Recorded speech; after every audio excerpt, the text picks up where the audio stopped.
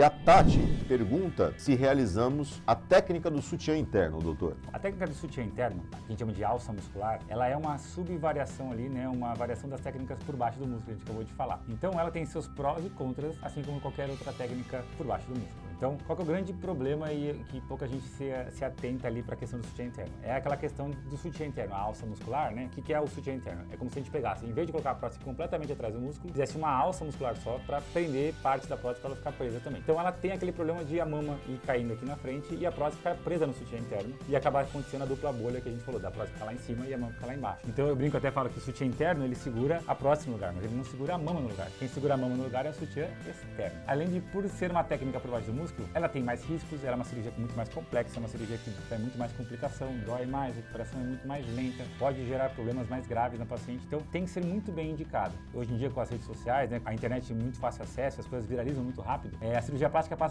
tá passando por um período assim que a gente fala que são as modas. Então aparece o sutiã interno, hoje é uma moda, já teve, não sei se vocês vão lembrar, alguns anos atrás, antes da pandemia um pouquinho, tinha a época teve a moda da bichectomia, que todo mundo saía fazendo bichectomia para lá e para cá. E a bichectomia é uma cirurgia ótima, não é uma cirurgia ruim, mas ela precisa ser indicada para o paciente correto. Então a paciente que realmente é mais bochechuda, tem uma bochecha mais avantajada, ela vai ser ótima fazendo bichectomia. Agora, a gente viu muita gente se aproveitar desses hypes, aproveitar dessa moda e começar a querer fazer em todo mundo, sem indicação cirúrgica de fato. Então as pessoas que já não tinham uma bochecha grande fizeram a bichectomia e ficaram com o rosto muito emagrecido, né? Ficou chupado aqui o rosto. E aí, por que a gente aconteceu depois disso? A gente viu um monte de paciente vindo no nosso consultório procurar para tentar resolver um problema de uma cirurgia que ela não precisava ter feito. E pode ver que, de repente, de um dia para o outro, sumiu a bichectomia. Sumiu. Você nunca mais, ninguém mais fala disso aí. Exatamente. Passou aquela vibe, passou aquela hype lá e sumiu. Tinha até esquecido disso. Então, cuidado, né? Cuidado, o sutiã interno está nesse momento agora, que parece que ele é a solução de todos os problemas. Ele é uma boa técnica para alguns casos muito específicos, mas para a grande maioria, realmente grande maioria, 99% dos pacientes, ele não é a melhor técnica para ser feito. A gente faz aqui uma variação, não chega a ser o sutiã interno, mas a gente faz um reforço na face, né? A gente usa a técnica subfacial aqui. A musculatura do nosso corpo, ele tem uma capinha que a gente chama de fáscia muscular. É uma capinha que fica ao redor de todos os músculos do nosso corpo. E a gente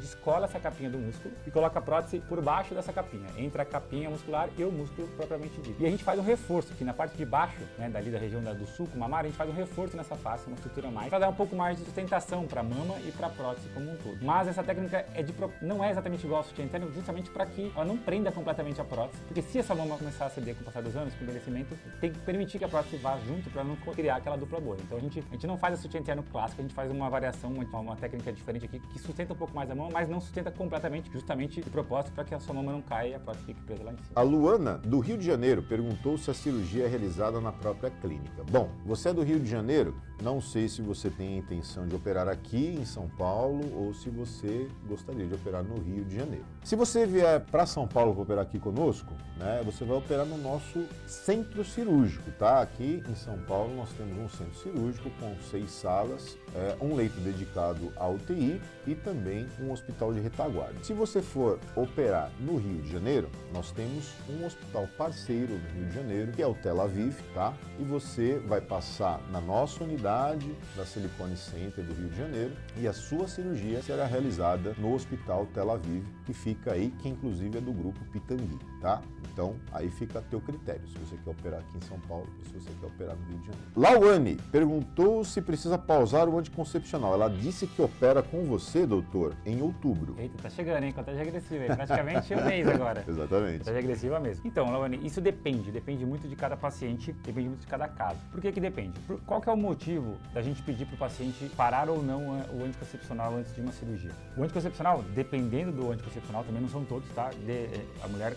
As mulheres sabem que tem vários tipos de anticoncepcional, a composição dele pode ser muito variada, mas a maioria, talvez os mais comuns, assim, aqueles anticoncepcional que tomam todo dia, no mesmo horário e tal, a pílula, o mais comum, eles têm geralmente 2 tipos de hormônios dentro dele, que a gente chama de progesterona e estrógeno. O estrógeno é um hormônio que ele faz maravilhas para o corpo da mulher, ele ajuda em várias coisas, mas ele também tem, como toda substância, ele tem sua parte ruim dele, que é aumentar o risco cardiovascular e principalmente o risco de trombose. Então, o estrógeno é um hormônio que a gente sabe que dentro do nosso corpo, ele aumenta o risco da gente produzir ou passar por um processo de trombose, que a gente fala. E a cirurgia também é um processo que desorganiza um pouquinho nosso corpo e o pós-operatório, né, depois de uma cirurgia, nosso corpo também fica com um risco um pouco maior de ter trombose. Essa cirurgia específica, por ser uma cirurgia muito curta, muito rápida, a recuperação é muito tranquila, que a paciente vai poder andar no mesmo dia, não vai precisar ficar de cama, nada disso, ela dentro da cirurgia, se você for comparar, ela tem um risco de trombose muito menor do que a maioria das outras cirurgias que você possa fazer. Então, nela, parar ou não o anticoncepcional vai ser relativo dependendo da paciente. Então, se a paciente, por exemplo, se a paciente fuma, cigarro é uma outra outra substância, né? Dentro do cigarro tem várias substâncias que aumentam o risco de trombose. Então, se a paciente fuma e faz uso de